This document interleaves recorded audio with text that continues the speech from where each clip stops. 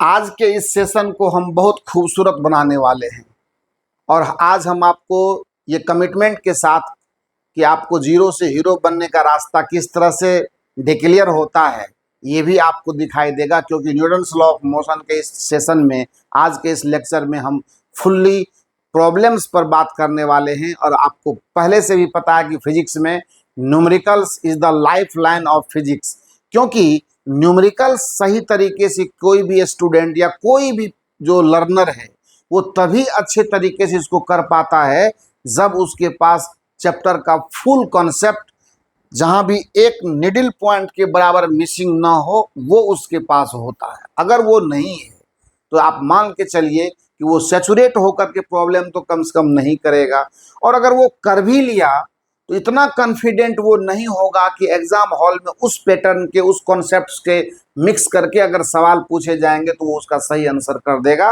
और कंफर्म करेगा, कॉन्फिडेंट होकर करेगा, इस बात की गारंटी नहीं है। लेकिन अगर आपने सही तरीके से कॉन्सेप्ट को बिल्डअप किया है अपने अंदर, एकदम आपको मैंने पहले भी बहुत दिन पहले किसी लेक्चर में मैंने ये बात कही थी कि एक प्रॉब्लम नहीं बने तो नहीं बने, ये फिजिक्स की सबसे बड़े, फिजिक्स के लिए सबसे बड़ा स्लोगन है कि अगर एक प्रॉब्लम नहीं बने तो नहीं बने, एक कॉन्सेप्ट कभी खराब नहीं होना चाहिए, क्योंकि कॉन्सेप्ट जो है वो काफ़ी महंगी चीज़ है फिजिक्स में, या किसी भी सब्जेक्ट में है। मैथमेटिक्स है तो वहाँ भी कॉन्सेप्ट है, प्रॉपर वे में वो चलता है, लेकिन हम जहाँ हैं वहाँ की बात करते हैं। पर अब बेहतर बात यह है कि अगर आप फिजिक्स बेहतर कर रहे हैं तो साथ में मैथ का भी आनंद आप ले सकते हैं, क्योंकि मैथ्स के बहुत सारे ऐसे टिप्स, बहुत सारे टर्म्स, बहुत सारे टेक्निक्स हैं, बहुत सारे कॉन्सेप्ट्स हैं जो फिजिक्स में एकदम कंफर्टेबली अप्लाई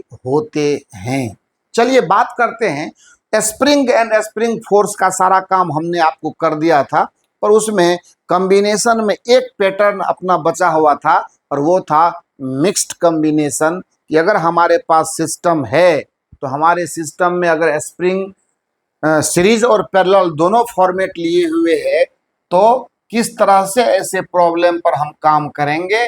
तो ये भी हमने आपको कहा था कि मैं बताऊंगा, लेकिन लेक्चर के बहुत लंबा होने के डर से मैंने वो नहीं किया। आ जाइए करके देते हैं आपको। मान लेते हैं कि ये स्प्रिंग एक है ना, जिसका स्प्रिंग कांस्टेंट सपोज करेंगे कि K1 के बराबर है। एक दूसरा स्प्रिंग भी मैं लेता हूँ जिसका स्प्रिंग कांस्टेंट मैं बताऊंगा कि ये K2 के बराबर है, और इस दोनों स्प्रिंग को हमने क्या कर दिया, एक दूसरे से अटैच कर दिया, और इसके साथ एक स्प्रिंग और हमने लिया और इसके साथ हमने मास को कनेक्ट किया, अटैच किया, मास को कनेक्ट नहीं किया बल्कि अटैच किया। इसका मास m है, और अब इसको पूरे सिस्टम, जबकि ये x इक्वल टू 0 पोजिशन पर फिलहाल है, यानी ये इक्विलिब्रियम कंडीशन में है, और इक्विलिब्रियम कंडीशन में होने के बाद थोड़ा सा ये लाइन लगता है कि नीचे चला आया है। फिगर की सुंदरता में कोई समझौता नहीं होना चाहिए, ये मेरा मानना है, और मैं ये सबसे आप लोगों से भी ये एक्सपेक्ट करता हूँ कि कभी भी फिगर के साथ कोई छेड़छाड़ नहीं हो, क्योंकि लाइफ लाइन है अपने फिजिक्स में। ये जितना सुंदर होता, मान लेते ये K1 है, सपोज कीजिए स्प्रिंग कांस्टेंट K2 है और ये स्प्रिंग कांस्टेंट K3 है, and the system is in equilibrium this time and all these three springs are in its natural length, K1, K2 और K3 हैं। तो जाहिर सी बात है कि आप ये देख रहे हैं कि ये दोनों पैरेलल में है और ये उसके साथ सीरीज में है। तो सबसे पहले हम कोई भी काम आगे करेंगे उससे पहले हम पहले इक्विवेलेंट स्प्रिंग कांस्टेंट निकाल लेते हैं। तो इसके लिए क्या होगा, ये दोनों जब पैरेलल में है तो क्या होगा, K1 एंड K2, और आपको पता ही है कि अगर आप इस पर F फोर्स लगा करके और आप डिस्प्लेस करते हैं एनी पोजीशन x, है ना, तो और वहां से रिलीज कर देते हैं, तो पूछा गया है कि यहां मैं लिख देता हूं कि if the block is displaced right, block is displaced right by X naught and released, वहां से रिलीज कर दिया जाता है, released, then find the acceleration of the block at the time of release, acceleration of the block at the time of release, time of release. चलिए ये अच्छी बात हो गई। अब ध्यान से देखना ये है कि ये पूरा सिस्टम पर जो ये तीनों स्प्रिंग हैं ये दोनों सीरीज में है, पैरेलल में है। तो लिखेंगे, अब सॉल्यूशन स्टार्ट करते हैं। लिखते हैं K1 and K2 in parallel. तो यहां से क्या हो जाएगा, इसीलिए K equivalent dash equal to हो जाएगा K1 प्लस K2, ये हो जाएगा। अब जब इसका वैल्यू इसके बदले में सिंगल स्प्रिंग हमने K1 प्लस K2 ये स्प्रिंग कांस्टेंट का लिया है, तो अब इसको रिवाइज कर देते हैं। प्रॉब्लम को रिवाइज ऐसे करते हैं कि उस दोनों के बदले में एक स्प्रिंग लगाते हैं और उसके साथ फिर दूसरा स्प्रिंग लेते हैं, और दूसरा स्प्रिंग जो है वो ऐसे लेकर के, अब मास अभी वही है m जो हमारे पास था, इसका के इक्विवेलेंट डैश लेते हैं और इसको K3 कह देते हैं। अब क्लियर आप देख सकते हैं कि ये दोनों स्प्रिंग क्या है, आपस में सीरीज में है, और यही वो F एक्सटर्नल लगेगा इसके ऊपर, और F एक्सटर्नल लगने के बाद इसको क्या करेगा, x0 डिस्प्लेसमेंट पर ले जा करके and then will be released from there. तो अब इसका निकाल लेते हैं, इसीलिए 1/K equivalent equal to 1/K equivalent dash plus 1/K3। यही तो करना है आपको, सब चीज मैंने बता दिया है कि जब ये सीरीज में हो तो इस तरह से इसका इक्विवेलेंट स्प्रिंग कांस्टेंट निकालते हैं। तो ये बराबर हो जाएगा 1/K1 प्लस K2 और प्लस 1/K3। सो यहां से ये कितना हो जाएगा, ये हो जाएगा K1 प्लस K2 ब्रैकेट में रख लेंगे और K3 से मल्टीप्लाई कर देंगे, ये कटेगा तो ये बचेगा K3, और प्लस ये कटेगा तो ये बचेगा K1 प्लस K2। क्लियर हो गया। तो कुल मिलाकर के अगर मैं K इक्विवेलेंट की बात करूं तो ये हो जाएगा K1 K3 और plus K2 K3 and divided by, उलट देंगे, उलट जाएगा, ये नीचे वाला ऊपर और ऊपर वाला नीचे, divided by K1 plus K2 और प्लस K3। ये इक्विवेलेंट स्प्रिंग कांस्टेंट ओवरऑल आ गया। अब आप और इसको रिड्यूस कर सकते हैं, अब कोई दिक्कत नहीं है। सिंगल स्प्रिंग आपके पास आ चुका है जिसका स्प्रिंग कांस्टेंट कितना है, जिसका स्प्रिंग कांस्टेंट है K इक्विवेलेंट के बराबर। ऐसे देखिए सवाल को इस तरह से, और जल्दबाजी नहीं करने का। फिर एक बार वही कहानी x बराबर 0, और अब क्या करते हैं, इसको यहाँ एनी डिस्प्लेसमेंट x0 पर ले जा करके, ये F लग रहा है इसमें, ये F लग रहा है इसमें, और यहाँ से इसका जो डिस्प्लेसमेंट है वो मैं x0 देता हूँ। तो आपको पता है कि F स्प्रिंग लेफ्टवर्ड क्रिएट होगा। ये सब कुछ अब तकलीफ नहीं होगी आपको चीजों को समझने में। And if release from there then क्या होगा, Fs इक्वल टू आप सीधा MAX करेंगे और Fs की वैल्यू हो जाएगी K इक्विवेलेंट इंटू x0 और इक्वल टू MAX। तो यहाँ से AX का वैल्यू अपन को मिल जाएगा K इक्विवेलेंट बटा M और इंटू x0, और K इक्विवेलेंट की वैल्यू यहाँ से जब डाल देते हैं तो हम सीधे आंसर पर पहुँच जाएंगे।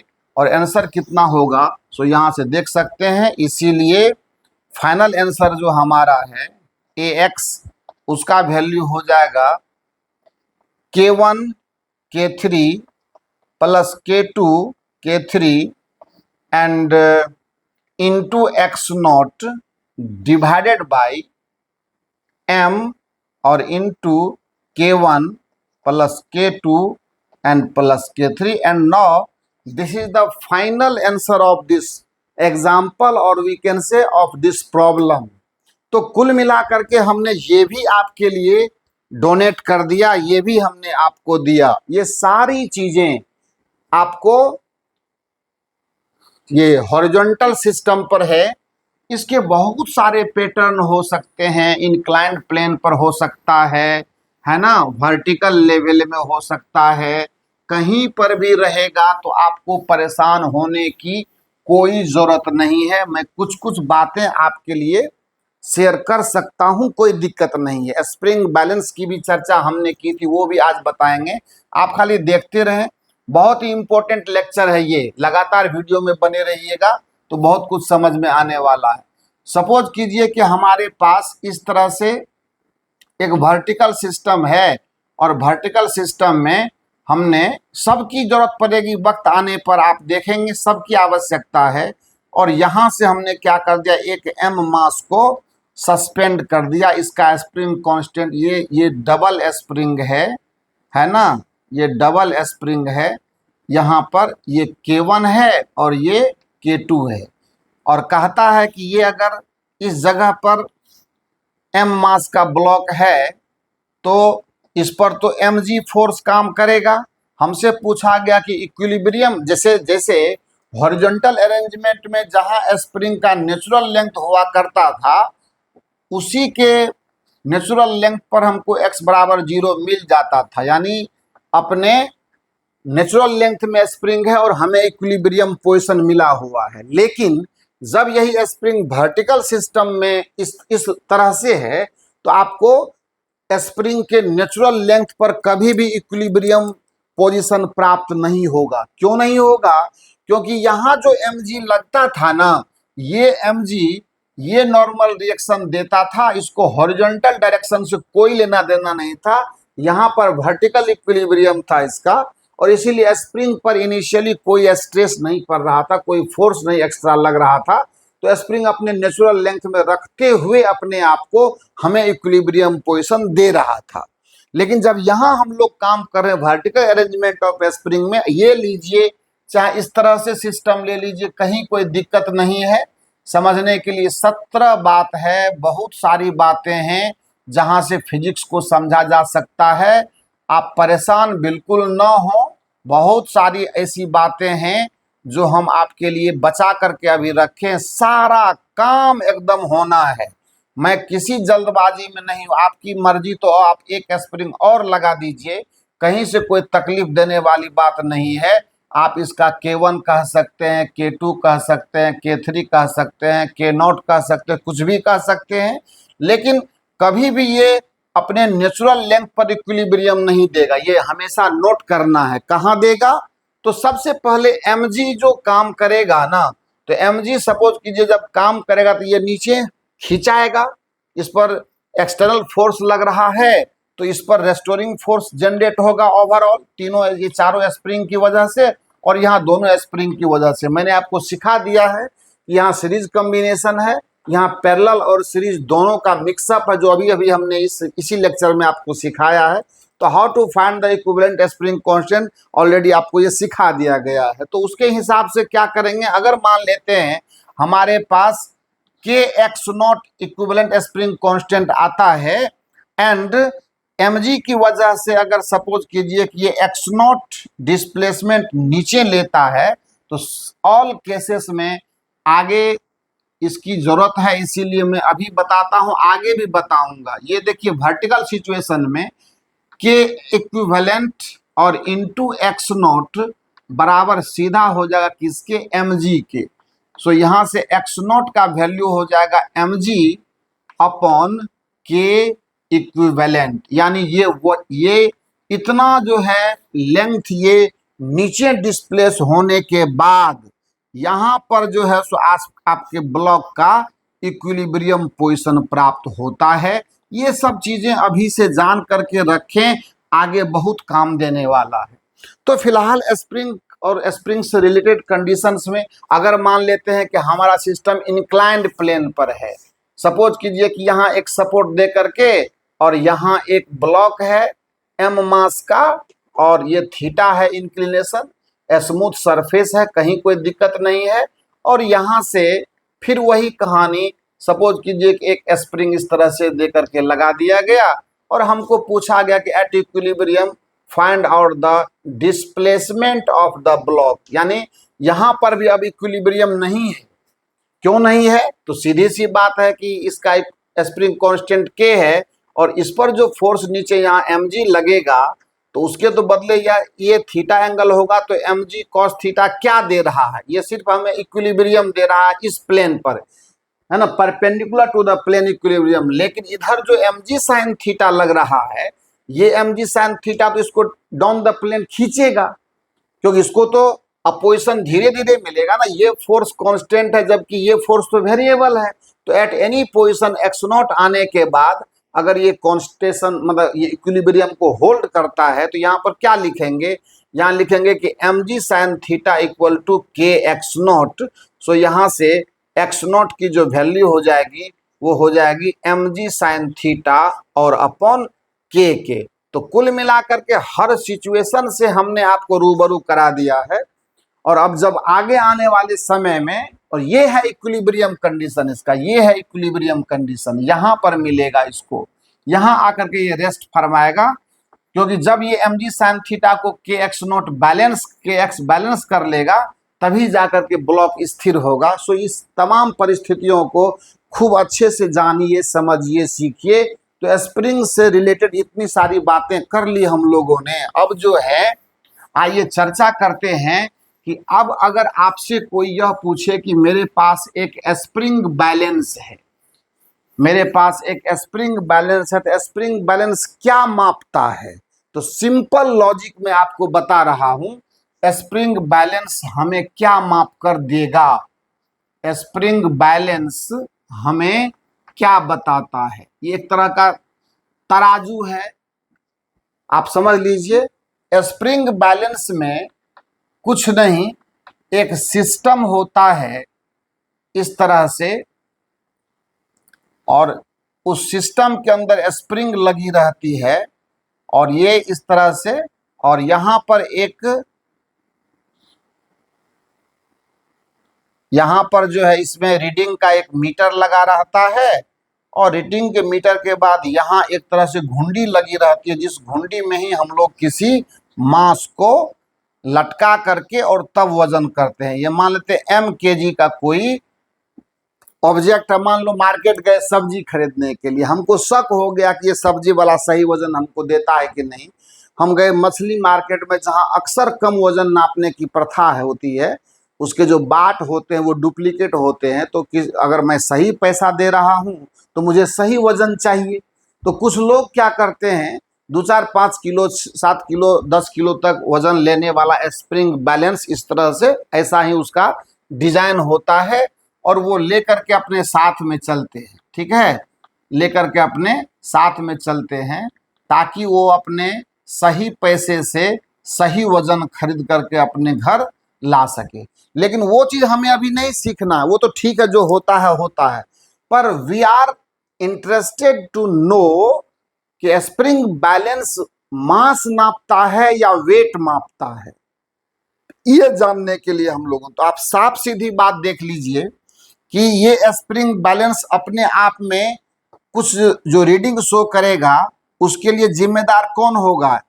इस पर जो नीचे फोर्स ऑफ ग्रेविटी mg लग रही है, इस mg की वजह से इसमें टेंशन क्रिएट होगा और वो टेंशन इस पर भी लगेगा और उस टेंशन की वजह से ये खिंचाएगा, इसमें इलोंगेशन आएगा, इसमें जो स्प्रिंग है उसका एक्सटेंशन होगा और एक्सटेंशन जिस हिसाब से होगा उसी हिसाब से रेस्टोरिंग फोर्स क्रिएट होगा, है ना। इसके अंदर क्या होगा? एफ रेस्टोरिंग क्रिएट होगा और अगर एफ रेस्टोरिंग क्रिएट होता है तो वही एफ रेस्टोरिंग उस स्प्रिंग में खिंचाव पैदा करने की वजह से उत्पन्न हो रहा है, जिसके लिए जिम्मेदार ये मास है।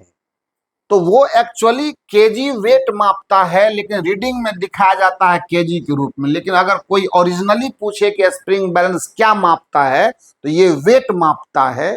5 kg weight, 10 kg weight, 2 kg weight, 1 kg weight, है ना। तो वो उतना सेटिंग क्या हुआ रहता है, तो जानने के लिए ये स्प्रिंग बैलेंस की कहानी है। इसमें बहुत परेशानी नहीं है, तो सीधा समझना है कि स्प्रिंग बैलेंस, है ना, spring balance always measures, spring balance always measures the weight, है ना, ये वेट मापेगा। Spring balance always measure the weight. दिखता है वो केजी में, लेकिन एक्चुअली वो केजी वेट है। ठीक है। अब मान लेते हैं कि एक सवाल किसी ने देखना है। मान लो कि मैंने एक क्वेश्चन दिखाया आपको कि 2 स्प्रिंग बैलेंस को इस तरह से हमने लगा रखा है, आपको भी देखने में अच्छा लगेगा। एक स्प्रिंग बैलेंस मैंने ऐसा लिया, है ना, इस तरह से लिया, और एक स्प्रिंग बैलेंस को फिर हमने इसी से एडजस्ट करके, यहां इसकी घुंडी है ना, और इस घुंडी से फिर हमने क्या किया, एक दूसरा स्प्रिंग बैलेंस को अटैच किया, और दूसरे को अटैच करके, और तब हमने क्या किया, एक मास लटकाया इसमें।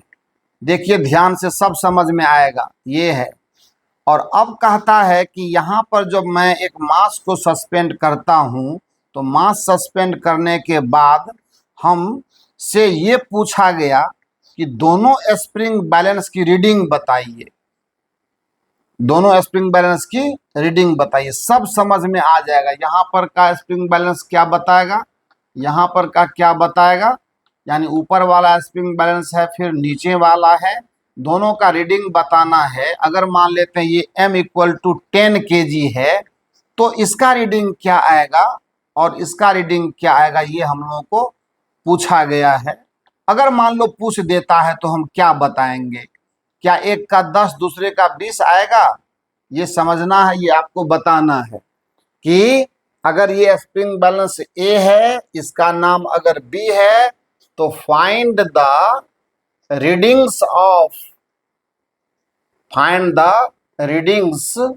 Of both spring balances. तो समझने की चीजें ये सब जो टेक्निकल ऑब्जेक्टिव्स हैं, जिसके ऊपर की हम लोगों को ध्यान लगाने की जरूरत है। और अगर सही मायने में अगर देखें तो मैं थोड़ा सा समझाता हूं, एक कोशिश है हमारी। अगर आप उस कोशिश को समझने में कामयाब हो गए तो ऑल द बेस्ट होगा। अब सोचिए क्या होने वाला है। ये अगर मान लेते हैं mg फोर्स लगा रहा है, and all the spring balances are light, इसके अपने मास से कोई लेना देना अपन को नहीं है। ये mg अगर फोर्स लगाता है तो ये टेंशन T क्रिएट करेगा, जिसकी वजह से इस स्प्रिंग बैलेंस में भी क्या होगा, उतना ही टेंशन होगा। तो जैसे ही इसकी रीडिंग देखेंगे तो ये 10 kg वेट माप दिया आपको, ये कितना दिया, 10 kg वेट। लेकिन अब सोचने वाली बात यह है कि ऊपर क्या हो रहा है। अब ओवरऑल 10 kg वेट तो इसमें दिख गया, लेकिन वो 10 kg वेट जो है सो यहां पर भी तो टेंशन के रूप में क्रिएट होगा, क्योंकि ये तो लोड एक तरह से, ये तो इस स्प्रिंग बैलेंस ने अपना लोड यहां देखा, पर ये लोड जो है ओवरऑल इस स्प्रिंग बैलेंस को भी तो दिखाई देगा, अलग से तो नहीं आएगा। क्योंकि आप अगर ध्यान से देखें कि इक्विलिब्रियम अगर इसका मैं देखूं तो यहाँ पर टेंशन T है, और मान लो इसका टेंशन मैं T1 मानता हूं, और सिस्टम इक्विलिब्रियम में है, तो क्या होगा, एट इक्विलिब्रियम की कहानी एकदम मैथमेटिकली सोच लीजिए, 2 मिनट के अंदर आपको जवाब मिल जाएगा। क्योंकि इतना एक्सटेंशन आने के बाद सारा सिस्टम इक्विलिब्रियम में है। तो अगर इसके इक्विलिब्रियम की बात करूं तो क्या T = mg मिला, और ये T जो दिखा, इसमें टेंशन दिखा, तो वही टेंशन ने इसमें एक्सटेंशन दिया, जिसने रीडिंग मार दिया हमको, उसी की वजह से रीडिंग आया। अब अगर मैं इस स्प्रिंग बैलेंस की बात करूं तो इस पर भी टेंशन क्या आ रहा है, वही टेंशन ये।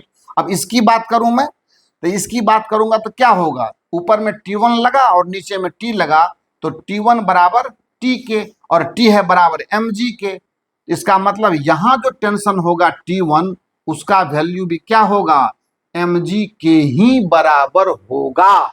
और जब इसका रीडिंग mg के बराबर होगा यानी हमारे पास 10 kg वेट का लोड ये दिख रहा है, या 10g कह सकते हैं आप, g मतलब एक्सेलरेशन ड्यू टू ग्रेविटी। अब ये जो T1 इस पर अप्लाई हुआ उसके हिसाब से इस स्प्रिंग बैलेंस में खिंचाव आएगा, और जब स्प्रिंग बैलेंस में खिंचाव आएगा तो जाहिर सी बात जितना का फोर्स लगेगा उतना ही रेस्टोरिंग फोर्स क्रिएट होगा इसमें भी। तो रेस्टोरिंग फोर्स इसमें भी जो क्रिएट होगा वो भी उसी वैल्यू का होगा, इसीलिए इसका भी रीडिंग जो है वो 10 kg वेट ही आएगा। So both the spring balance will read 10 kg weight, both the spring balance will read 10 kg weight. एक स्टेप एकदम स्टेप वाइज, कभी भी जबरदस्ती नहीं कीजिए, लीगली भी जाएंगे तो जवाब मिलेगा, इसमें कोई शक की बात नहीं है, कोई संदेह की बात नहीं है। अब चलिए स्प्रिंग बैलेंस की कहानी भी सिखा दी हमने आपको। क्या दिक्कत है अगर मान लेते हैं कि हमें इस तरह से, और देखिए इसको आप पॉज करके नोट कर लेंगे, आपको फिर एक और पैटर्न दिखाते हैं ताकि आपका मन संतुष्ट हो, मन खुश हो, क्योंकि जब आपका मन खुश नहीं होगा तो मजा नहीं आएगा। देखिए यहां से एक नेक्स्ट एग्जाम्पल और देख लीजिए इसका। सपोज कीजिए कि यहाँ एक स्मूथ हॉरिजॉन्टल सरफेस है, हालांकि उससे सरफेस के हॉरिजॉन्टल स्मूथ होने से कोई फर्क नहीं पड़ने वाला है। यहाँ एक पुल्ली लगाई हमने, एक पुल्ली यहाँ लगाई हमने, और यहाँ पर हमने एक स्प्रिंग बैलेंस लगाया। स्प्रिंग बैलेंस अभी दिखाएंगे, ये देखिए है ना, इस तरह से है और ऐसे इसमें है, और इसमें से एक स्ट्रिंग, लाइट स्ट्रिंग लेकर के और पुल्ली के थ्रू पास करवा के, और यहाँ भी हमने बस यही देखना है कि हमने यहाँ पर भी ये स्प्रिंग बैलेंस है हमारा, ये स्प्रिंग बैलेंस है हमारा, ये स्प्रिंग बैलेंस है हमारा, ये स्प्रिंग बैलेंस है हमारा। अब देखा जाए इसको हमने क्या क्या, इसके इधर हमने सपोज कीजिए कि 20 kg का एक मास सस्पेंड कर दिया, और यहाँ पर भी हमने 20 kg का मास सस्पेंड कर दिया। हमसे ये पूछा जा रहा है अब कि इक्विलिब्रियम कंडीशन होल्ड करने के बाद आप बताइए कि इस स्प्रिंग बैलेंस की रीडिंग क्या होगी, इस स्प्रिंग बैलेंस की रीडिंग क्या होगी, ये पूछा जा रहा है। तो ठीक है, कोई बात नहीं है, क्या होगी बताइए। इसका टेंशन क्या होगा, T होगा, यहां पर 20G आएगा, यहां पर भी कितना आएगा 20G आएगा, और यहां भी टेंशन, चूंकि कंडीशन सेम है, स्ट्रिंग अलग है, कोई दिक्कत नहीं है।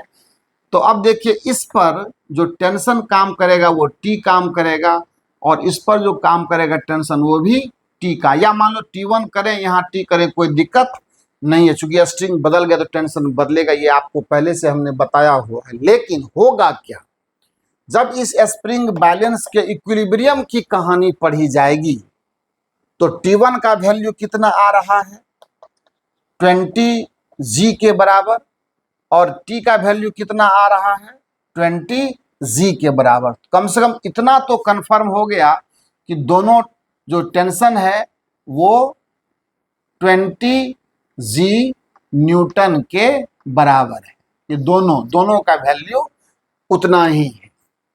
अब ये होगा क्या, स्प्रिंग बैलेंस इक्विलिब्रियम में है तो ये जो टेंशन T इसमें जनरेट हो रहा है वो टेंशन T इसको क्या करेगा, खींचेगा उधर की तरफ।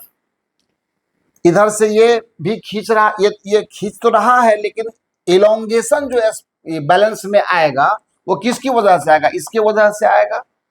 तो इक्विलिब्रियम कंडीशन में यही टेंशन इसमें क्या होगा,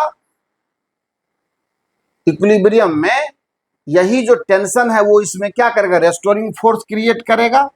तो रेस्टोरिंग फोर्स जितना वो क्रिएट करेगा उसी हिसाब से ये क्या करेगा, रीडिंग देगा।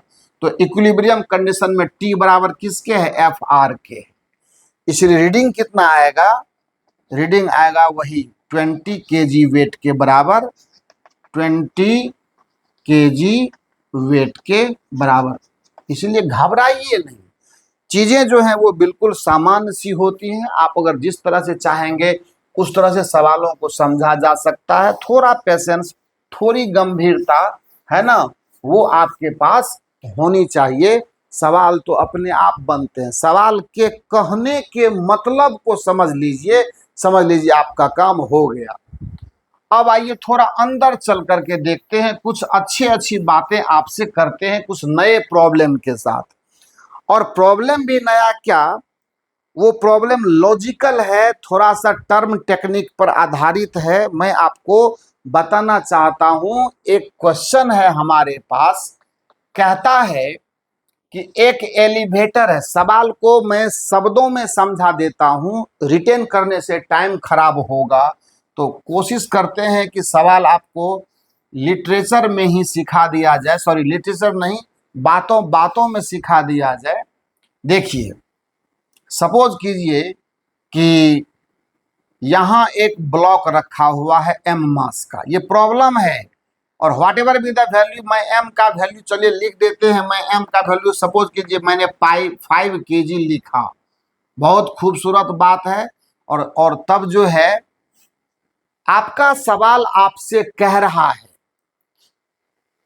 कि ये एलिवेटर है जिसे मैं नीचे की तरफ अपने मशीनरी के थ्रू ला रहा हूं।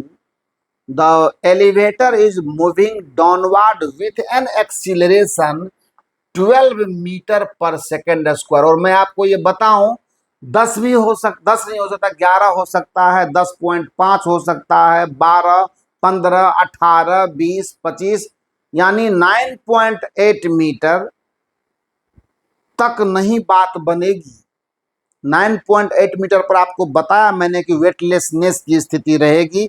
अगर ए का वैल्यू जी के बराबर रहा तो वो फ्री फॉल जैसी स्थिति क्रिएट करेगा। आपको मैंने ये भी दिखाया हुआ था कि जब हम एलिवेटर को नॉन इनर्शियल फ्रेम में ला करके आपकी पढ़ाई कर रहे थे, हमने फ्रेम ऑफ रेफरेंस का बेहतरीन लेक्चर आपके लिए शूट किया हुआ है। आप जाएं और वहां देखें, समझें, तो आपको पता पड़ेगा कितना सुंदर और कितना जबरदस्त जो है उसकी पढ़ाई की गई है। बहुत जबरदस्त, बहुत बेहतरीन। तो non inertial behaviour of the frame जो होता है उसकी तरह, उसकी वजह से स्यूडो फोर्स क्रिएट होता है। लेकिन आपने ये देखा होगा कि जब कभी भी उस तरह की थ्योरी हम पढ़ा रहे थे तो हम कंडीशन लगाते थे ए लेस देन जी, यानी ए की जो वैल्यू है वो जी से कम होनी चाहिए। खैर वो तो सवाल सॉल्व करते समय बात करेंगे। बहरहाल सवाल कहता कि एन एलिवेटर जिसके अंदर जो है सो मास m है और प्रॉब्लम हमारे पास है, मैं पढ़ करके ओवरऑल आपको मैं सुना देता हूं, है ना। देखा जाए, A block is kept on the floor of an elevator at rest। अभी पूरा सिस्टम हमारा रेस्ट में है ना। ये एससीबी का सबसे लास्ट प्रॉब्लम है, तो आप उसको देख सकते हैं। आपके पास भी तो फालतू का लिखने से कोई फायदा नहीं है। कहता the elevator starts descending with an acceleration of 12 meter per second square। Find the displacement of the block during the first 0.2 second after the start। Take g equal to 10 metre per second square. यानी इस problem में block का मास कुछ भी नहीं दिया है, चलो मैंने लिख दिया था, चलो लिख दिया तो लिख दिया। जी का वैल्यू यूज करना है आपको, 10 metre per second square use करना है जी का वैल्यू। कहता कि initially the system is at rest and the elevator starts moving down with acceleration a equal to 12 metre per second square. Then find the displacement of the block, है ना, in first 0.2 second after the start. कैसे होगा, कौन सा logic, कौन सा physics लगाएंगे इसमें, है ना। अगर मान लेते हैं ये ए एक्सीलरेशन से आ रहा है और उसका value 12 metre per second square है, तो होगा क्या, क्या स्यूडो फोर्स का कंसेप्ट यहाँ भी आएगा। जरा सोच करके देखिए कि इस प्रॉब्लम को सॉल्व करने में हमें कौन सा टेक्निक अप्लाई करना चाहिए। और टेक्निक मुझे नहीं अप्लाई करना चाहिए, प्रॉब्लम की मांग क्या है। अगर आपको ये समझ में नहीं आता है, मुझे तो लगता है कि आपको अगर मैं छोड़ दूं करने के लिए, तो ये बहुत ही लॉजिकल क्वेश्चन है जो हमारे डेली लाइफ के, है ना, प्रैक्टिकल से जुड़ा हुआ है। और डेली लाइफ के प्रैक्टिकल से जब ये जुड़ा हुआ है तो मैं इस प्रैक्टिकल को कैसे आपको समझाऊं, बहुत बेहतर तरीका है मेरे पास समझाने का। आप थोड़ा ध्यान से देखने की कोशिश करेंगे, सवाल दूर मतलब मुश्किल से 30 सेकंड में बन जाएगा। But if you have no idea about this hidden concept, then you will unable to solve this problem after making hard and hard practices, है ना। थोड़ी कठिनाई होगी क्योंकि ये लॉजिकल है, हाँ, हमारे सेंसेशन से जुड़ा हुआ प्रॉब्लम है। जैसे मैं आपको दिखा रहा हूँ, देखें ध्यान से। क्या आपने कभी अपने घरों में छोटे बच्चों को खिलाया है? खिलाया का मतलब खिलाना नहीं, उसको एंजॉय करना, खेलना उसके साथ। तो कभी कभी ऐसे उसको लोकते हैं गोदी में, ऐसे हाथ पर लेकर कभी फेंकते हैं, कभी ऐसे, है ना। या ये फेंकने वाली कहानी में ये प्रॉब्लम नहीं है। आप देखिए, यहाँ ध्यान से देखिएगा, आपको समझ में आ जाएगा। ये जो डस्टर है, ये मेरे हाथ पर है। अब मैं क्या करता हूं, ध्यान देंगे। मैं देखिए इस तरह से क्या किया मैंने, देखिए मैंने क्या किया, मैं फेंका नहीं, मैं इसको मतलब कहने का क्या कि मैंने अपने हाथ जो मेरी मशीनरी से चल रही है उसको हमने जी से ज्यादा एक्सीलरेशन के साथ नीचे लाया। तो जैसे ही मैं जी से ज्यादा एक्सीलरेशन उसमें दूंगा, ऑब्वियसली ये हमारा कांटेक्ट छोड़ देगा और ये फ्री हवा में आ जाएगा, एंड उसके बाद it will fall freely under the effect of acceleration due to gravity. बस यही लॉजिक समझना था आपको। देखिए, जैसे ही मैं जी से ज्यादा कर रहा हूं ना, ये मेरा कांटेक्ट छोड़ दे रहा है। बच्चा को भी कभी ऐसे खिलाते हैं ना हम लोग, ये उसी लॉजिक पर आधारित प्रॉब्लम है और उसी लॉजिक का यूज करके इसको डिजाइन किया गया है। तो सीधे लिखेंगे इन दिस कंडीशन, कुछ नहीं करना है, इन दिस कंडीशन, है ना, इन दिस कंडीशन, है ना, क्योंकि मैंने आपको सिखा दिया, दिखा दिया। The condition, the block will lose the contact with elevator, lose the contact with elevator, है ना, making free fall, making free fall with contact with elevator and start freely falling। बस ये लिखने की मुझे जरूरत नहीं थी, मैंने आपको सब कुछ सिखा लिया है। पर चलिए लिख देते, कभी कोई बच्चा को अगर लगे कि नहीं मुझे ये लाइन चाहिए तो कोई बात नहीं। इसीलिए यू तो जीरो है, स्टार्ट का मतलब रेस्ट से शुरू हुआ है, तो सीधा डिस्प्लेसमेंट के लिए आप यूज कर देंगे हाफ जी टी स्क्वायर, और टी आपको दिया हुआ है सवाल में 0.2 सेकेंड। लगा दीजिए क्या होगा, और जी का वैल्यू 10 यूज करना है तो 10 लगा दीजिए, गुना 0.2 इंटू 0.2 मीटर, ये इक्वल टू हो जाएगा आपको 20 centimetre, and the block will displace downward 20 centimetre in first 0.2 second. बस यही लॉजिकल क्वेश्चन था। एक और क्वेश्चन है, छोटा छोटा पहले देख लीजिए, उसके बाद बड़े प्रॉब्लम की तरफ इशारा कर रहा है समय, तो मैं उधर जाऊंगा लेकर के, इसको मैं आप नोट करेंगे। नोट करिए, नहीं करिए, प्रॉब्लम समझने की चीज है, आप समझेंगे। मैं इसीलिए खोज खोज करके वो प्रॉब्लम जो क्रिटिकल है उस पर मैं थोड़ा ध्यान देता हूं। बाकी और कोई एक्स्ट्रा प्रॉब्लम अगर आपका नीड होगा, क्योंकि इसके बाद फ्रिक्शन जब हम लोग स्टार्ट करेंगे तो जेई का प्रॉब्लम धनाधन आना शुरू हो जाएगा, तो उसके लिए आप अभी से मेंटली प्रिपेयर रहिए। हालांकि और भी प्रॉब्लम है कुछ मेरे कोटे में, तो मैं उसको भी करवा करके चलिए, चैप्टर भी आगे निकालना जरूरी होगा ताकि आपको कनेक्टिविटी बनी रहे। एक देखिए, फिर एलिवेटर का ही क्वेश्चन है। क्या है क्वेश्चन, बड़ा सुंदर है, ये देखा जाए। ये देखिए एलिवेटर है, इस एलिवेटर में जो है ना एक स्मूथ इंक्लाइंड प्लेन डिजाइन किया गया है, और खूबसूरत बात ये है कि आपको हमेशा से चीजें बताया सिखाया गया है, और कहता इस इंक्लाइंड प्लेन का जो लेंथ है ना वो L के बराबर है, and the top of the plane we have a block of mass M, and the elevator is moving up with constant velocity, elevator is moving up with constant velocity। तो भाई साहब सवाल में क्या है, कुछ नहीं है, आप रिप्ले यहां से इसका फ्री डायग्राम बना लीजिए और तब क्या लगता है देख लीजिए। जब ये v कांस्टेंट है तो a जीरो है ना, तो फ्रेम तो इनर्शियल हो गया ना। जब इनर्शियल फ्रेम आ गया तो कोई लफड़ा है ही नहीं, एक्स्ट्रा कोई नहीं। जब नॉन इनर्शियल होता तब ना स्यूडो फोर्स की बात करते हम, वो तो है नहीं। और जब वो नहीं है तो कोई जरूरी नहीं है कि हमको जो है सो मतलब एक्स्ट्रा दिमाग लगाने की, आराम से सवाल बनेगा। ये u इक्वल टू 0 है ना, और यहां से ये डाउन द प्लेन चलेगा एक एक्सीलरेशन के साथ, जो कितना होगा मैं आपको दिखा दूं, क्योंकि एक्स्ट्रा फोर्स अपन के पास है नहीं। एक्स्ट्रा फोर्स हम लाएंगे कहां से, कोई स्यूडो फोर्स ही आता, और स्यूडो फोर्स हमें यहाँ मिल नहीं रहा है तो हम उसके फेर में पड़ेंगे नहीं।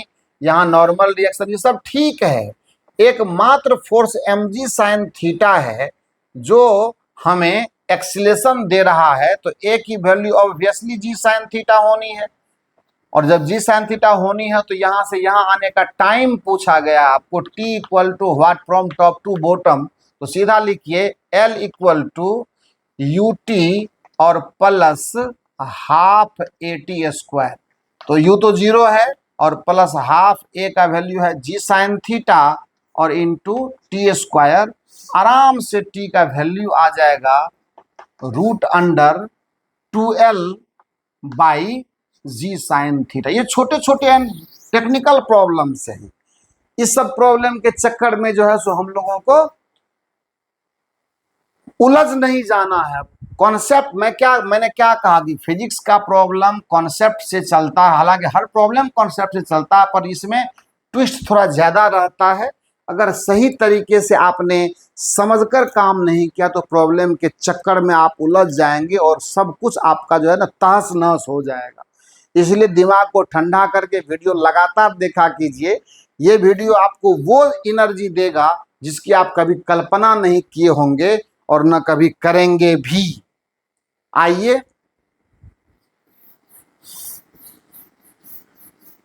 एक प्रॉब्लम आपको मैं और दिखाता हूं, और वो प्रॉब्लम क्या है, हो सकता है कि वो प्रॉब्लम आपको होमवर्क के रूप में मिल जाए या नहीं। तो देखिए क्वेश्चन क्या है, क्वेश्चन को समझिए। कहता है कि एक एलिवेटर है, इस एलिवेटर में कहानी कुछ अलग हो रही है। इस एलिवेटर में एक लाइट वेइंग मशीन है। लाइट वेइंग मशीन कहने का मतलब वजन नापने वाला मशीन है, पर उसके मास को मेंशन नहीं किया गया है। बड़ा सुंदर प्रॉब्लम है, ये भी प्रॉब्लम टेक्निकल है। इस प्रॉब्लम में भी एक लॉजिक है ना, जो आप अपने लिए मतलब यूज करते हैं। कभी मैं आपको बता रहा हूं वो लॉजिक भी कैसा होगा, पहले प्रॉब्लम आने दीजिए। इस वेइंग मशीन के ऊपर एक इंसान खड़ा है, एक आदमी खड़ा है जिसका मास m है, और खुद इस बॉक्स का जो है ना, मैंने एलिवेटर कहिए चाहे बॉक्स कहिए, ये बॉक्स ही मान लीजिए, एलिवेटर क्या मानिएगा, ये बॉक्स है। इस बॉक्स में ये आदमी जो खड़ा है वेइंग मशीन के ऊपर खड़ा है, और इस बॉक्स का वजन जो है वो मास जो है m हो गया आपको 60 kg, और इस स्मॉल m का वैल्यू मान लेते ये है 30 kg। ठीक है, अच्छी बात है, कोई तकलीफ वाली बात नहीं। लेकिन अभी कुछ हुआ नहीं है प्रॉब्लम। अब देखिए यहां से चालू हो रहा है। ये लड़का यहां एक फिक्स्ड सपोर्ट है जहां से एक पुल्ली अटैच करके, देखा जाए यहां से एक पुल्ली अटैच करके, और क्या किया गया है, एक एंड को है ना, एक एंड को उस बॉक्स से बांध दिया गया, बॉक्स के साथ फिक्स कर दिया गया। थोड़ा सा मैं यहां लेता हूं मैं, और इस तरह से पुल्ली है, और पुल्ली एक तरह से सपोर्ट्स किया हुआ है, और इसका जो दूसरा एंड है उस एंड को ये लड़का अपने हाथ से पकड़ रखा है। ठीक है, अब देखिए ध्यान से, प्रॉब्लम आ गया अपनी जगह पर। चलिए लाइन टेढ़ा है तो कोई दिक्कत नहीं है। अब सवाल क्या कहता है वो सुन लीजिए। सवाल ये कहता है, अरे बाप रे, तो फिगर तो पूरा एकदम जो है सो गड़बड़ हो गया, लाइन पूरा नीचे खींचा गया है। रुकिए, कोई बात नहीं है, मैं सही कर देता हूं। ये देखिए, अब लगता है थोड़ा ठीक है। ठीक कहाँ से है, ये थोड़ा सा यहां से आएगा। इसको मैं वेइंग मशीन पर ऐसे दे देता हूं। चलिए ठीक है, अब हो गया। थोड़ा सा अल्टर लग रहा था, अब बॉक्स ठीक है, अच्छा लग रहा है। बॉक्स का मास स्मॉल एम है, जिसका वैल्यू 30 kg है। मैं फिर से आपको सवाल को डील कर दूं। सवाल का सिचुएशन आप देख रहे हो, नीचे ग्राउंड से मतलब नहीं है, बॉक्स हवा में है और बॉक्स के अंदर एक लाइट वेइंग मशीन है, यही है लाइट वेइंग मशीन। और लाइट वेइंग मशीन पर ये आदमी खड़ा है और साथ में इस रस्सी से बॉक्स अटैच है। तो जाहिर सी बात है कि जब ये पूरा सिस्टम इक्विलिब्रियम में रहने के लिए यह लड़का रस्सी को पकड़ करके खींचेगा, रस्सी को पकड़ करके खींचेगा, तब ना ये जो बॉक्स है वो उस पर टेंशन ऊपर की तरफ लगेगा, तो वो आप पूरा सिस्टम को मैनेज करके रखेगा। आपको सवाल पढ़ के मैं दिखाता हूं, आपके ही इसी बुक का प्रॉब्लम है। और प्रॉब्लम का जो डायग्राम है वो भी देखिए आपके सामने है, यही देखिए प्रॉब्लम है। और इसीलिए मैंने खोजा है, ऐसे ऐसे प्रॉब्लम को मैंने खोजा है और कोशिश किया है कि वो आपके सामने लाया जाए। क्या कहता है, figure shows a man of mass 60 kg standing on a light weighing machine. मैंने कही है बात, वही है इसमें लिखा हुआ। Kept in a box of mass 30 kg, वो भी सही बात है। The box is hanging from a pulley fixed to the ceiling. ये सीलिंग के साथ देखिए, पुल्ली सीलिंग के साथ अटैच है ना। The ceiling through a light rope, the other end of which is held by the man himself. एक जो इसका छोर है वो बॉक्स से अटैच है और दूसरा को आदमी खुद पकड़े हुए है। अब क्या कहता है, if the man manage to keep the box at rest, अगर वो आदमी जिस तरह से खींचता है रस्सी को, पूरे बॉक्स को रेस्ट में मैनेज करने के लिए वो बिल्कुल सक्षम हो चुका है। What is the weight shown by the machine, तो कहता है ऐसे कंडीशन में मशीन कितना वेट शो करेगा, और अगर आदमी अपना ट्रू वेट देखना चाहता है तो उसको कितना फोर्स अप्लाई करना पड़ेगा रोप के ऊपर। यही सवाल का लॉजिक है। कैसे बनेगा सवाल, सोच करके देखिए। How to solve the problem and how to draw the force diagram. एक चीज तो क्लियर है कि स्ट्रिंग अगर सेम है, पुली लाइट है, तो टेंशन टी सेम रहेगा, कहीं इसमें कोई दो मत की बात नहीं है। अब मैं जो कह रहा हूं आप पॉज करके करना, और मुझे तो लगता है कि परेशानी थोड़ी आएगी, तो मैं उसी के लिए आपको हेल्प करता हूं। आप करते हैं क्या, सबसे पहले इस आदमी का फोर्स डायग्राम बनाते हैं। तो कैसे बनेगा देखा जाए। फॉर द मैन, उस आदमी के लिए मुझे फोर्स डायग्राम चाहिए। एकदम 2 मिनट के अंदर सवाल क्लियर होंगे। आप थोड़ा गंभीरता से सोचें। ये आदमी है, ठीक है, लाइट वेइंग मशीन पर, वेइंग मशीन का कोई मास डिक्लेयर नहीं है, तो हमें कोई तकलीफ उठाने की जरूरत नहीं है। मैं आपको बराबर ये कहता हूं कि प्रॉब्लम के पढ़ने के बाद आप जो है अपने कंसेप्ट को कभी हिलने मत दीजिए। इधर उधर बहुत से लफड़े आएंगे, सबको साइड करके अपना काम कीजिए। इसका मास कितना, m, इस पर एक ग्रेविटी का फोर्स लगेगा mg, और वेइंग मशीन के थ्रू ये बॉक्स का जो बेस है वो इस फोर्स को महसूस करेगा, तो नॉर्मल रिएक्शन डालेगा। मान लेते हैं n डाला उसने, और साथ में टेंशन T है, और तो कुछ नहीं है, और सिस्टम है इक्विलिब्रियम में, रेस्ट में है।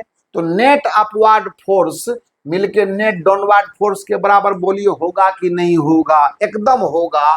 तो आप लिखेंगे एट इक्विलिब्रियम। जब सिस्टम हमारा इक्विलिब्रियम में है तो डरने की क्या बात है, कोई डरने की जरूरत नहीं है। n प्लस टी बराबर mg, पहला इक्वेशन, और कुछ नहीं करने की जरूरत है आपको, कुछ भी नहीं। लेकिन बॉक्स के लिए भी तो फोर्स डायग्राम बनाना पड़ेगा। तो कैसे बनाएंगे, आइए। फॉर द बॉक्स, अगर ये करने में हम सक्षम हो गए तो सवाल समझ लीजिए बन चुका है हमारा।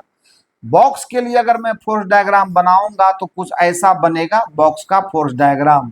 यहां देखिए टेंशन T लगेगा, नीचे बॉक्स का अपना वेट mg लगेगा, और वो नॉर्मल जो बॉक्स ने उस पर अप्लाई किया था वो तो इस पर भी काम करेगा ना। Third law action reaction, third law action reaction, इसके विषय में कंफ्यूजन में नहीं रहना, लगेगा तो लगेगा।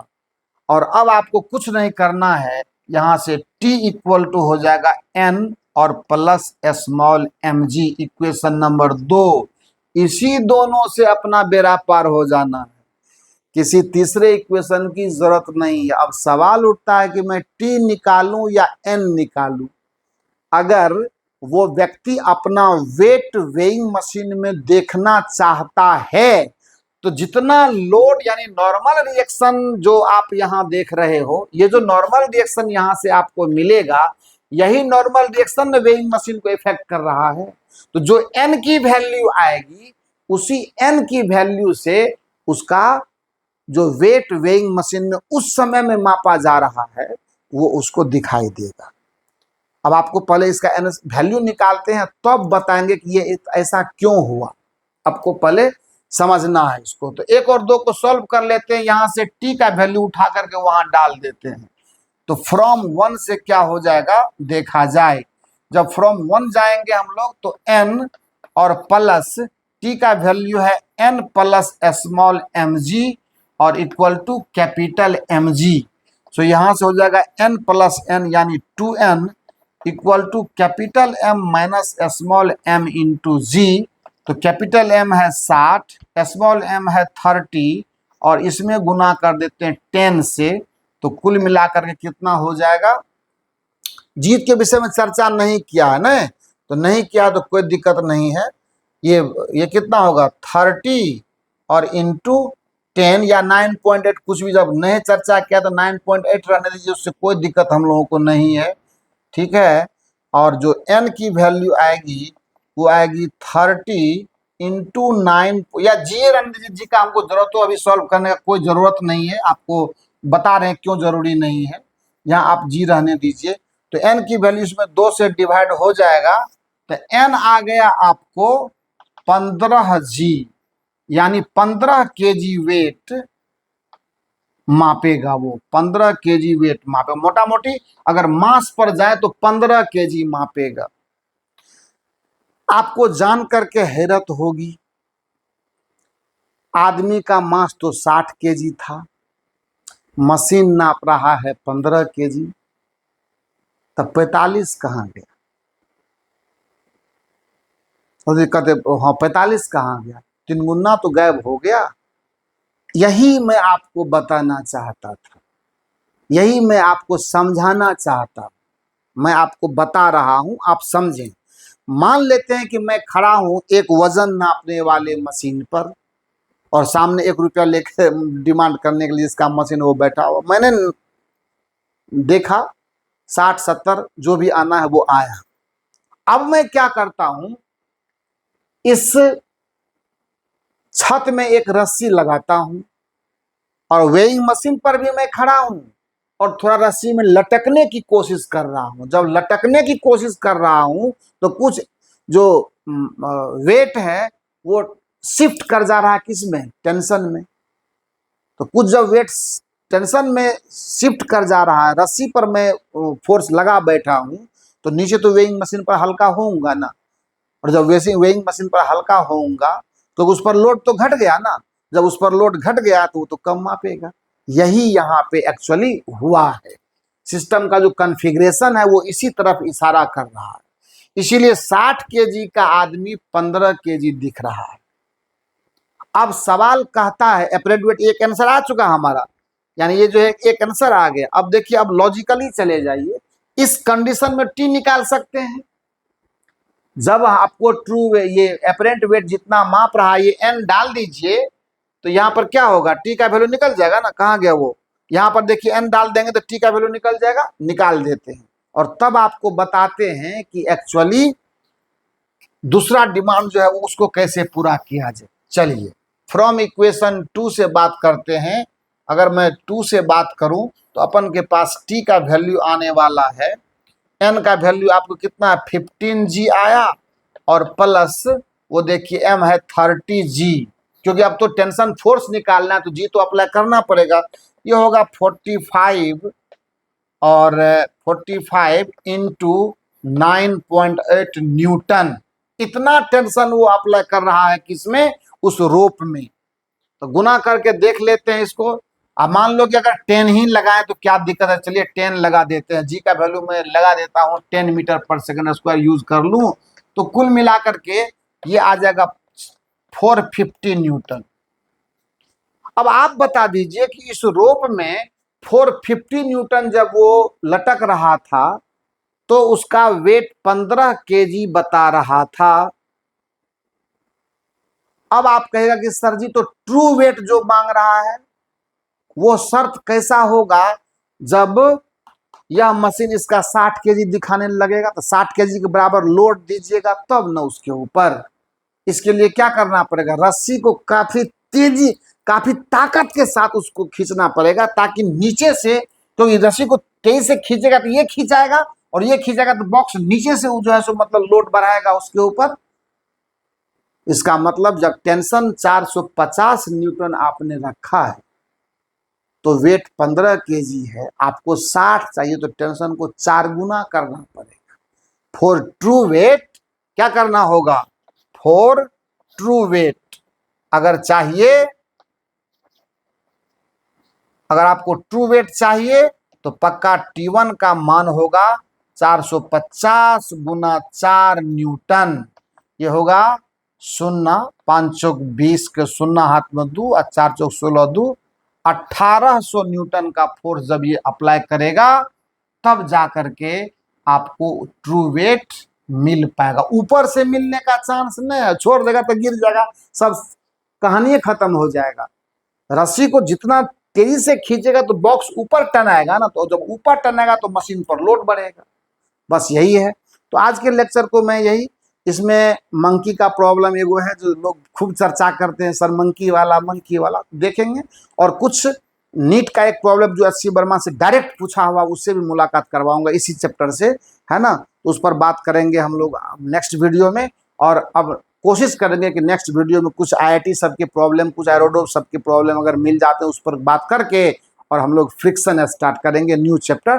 तो नेक्स्ट वीडियो में आए तो आए, नहीं तो उसके नेक्स्ट वीडियो में न्यू चैप्टर हम लोग शुरू करने वाले हैं, तो उसके लिए बने रहिए। और मैं बार बार कहता हूं कि मेहनत करने से कभी नुकसान आपका नहीं होगा। लगे रहिए, अपने दोस्तों को शेयर करवाइए, खुद भी कीजिए, वीडियो को देखिए। ये फिल्म नहीं है, ये सिखाने वाला बेहतर प्लेटफॉर्म है।